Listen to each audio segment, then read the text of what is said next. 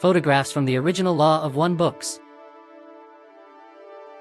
When Dawn, Carla, and I were having these sessions with Ra back in the early 80s, we knew that we were living the best days of our lives.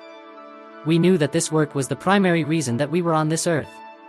We could hardly believe our good luck to be involved with extraterrestrial entities who spoke so eloquently, so precisely, and so profoundly about the nature of creation, how we all evolve through it, the meaning of life, and how love, light, and unity are the basic building blocks of all things. Quite simply, Ra spoke the language of our hearts and our souls, and we vibrated in harmony with everything that they had to say. Over the years we have found that there is a small community of seekers of truth who also have this powerful sympathetic vibration with Ra's information. If you are one of these people, welcome to our family.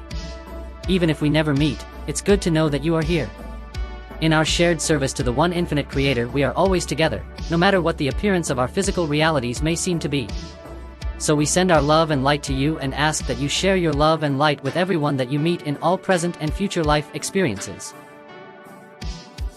Ra Session Number 2, January 20, 1981. Place at the entity's head a virgin chalice of water. Place to the center the book most closely aligned with the instrument's mental distortions, which are allied most closely with the Law of One. That being the Bible that she touches most frequently. To the other side of the Bible, place a small amount of scents, or incense, in a virgin censer. To the rear of the book symbolizing one, open to the Gospel of John, chapter 1, place a white candle. Jim and Carla prepare for the meditation that always precedes a Ra session. Carla. Photo taken after Ra session number 92, July 8, 1982. We hook up 3 tape recorder microphones just below her chin so that we don't miss any of the session. If tape recorder 1 or 2 malfunctions, which has happened.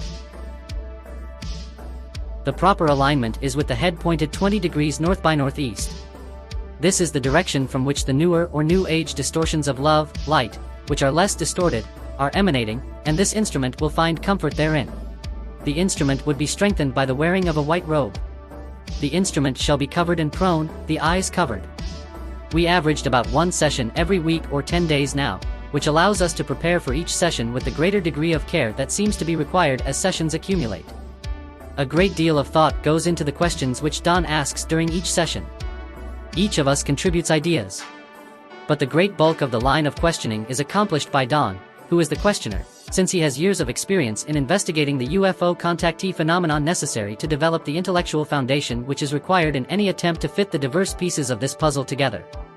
Dawn lights the candle and incense. He and I walk the circle of one around Carla and repeat the words which begin each contact. At some point after that, Carla departs her physical body and Ra then uses it to make the words which form the responses to Dawn's questions. I meditate and send light to Carla for the duration of the session, only taking time out to flip the tapes over as they finish each side.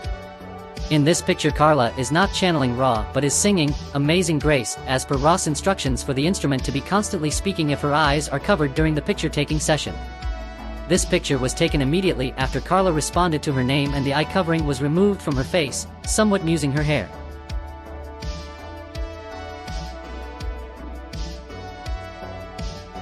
Carla, her glow subdued by significant fatigue, sits beside the driveway of our house with our flower garden and kitchen windows behind her.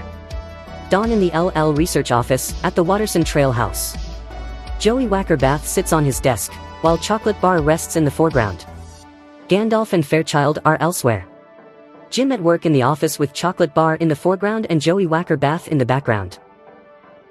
Carla dances in the leaves while Jim sits on the porch of our Lake Lanier house where we had session number 106. Our last conversation with Ra. Carla, near her 84 pounds. Channeling wait for the Ra contact. Handing Jim a bouquet of marigolds as they enjoy the afternoon in the little orchard behind the Watterson Trail house.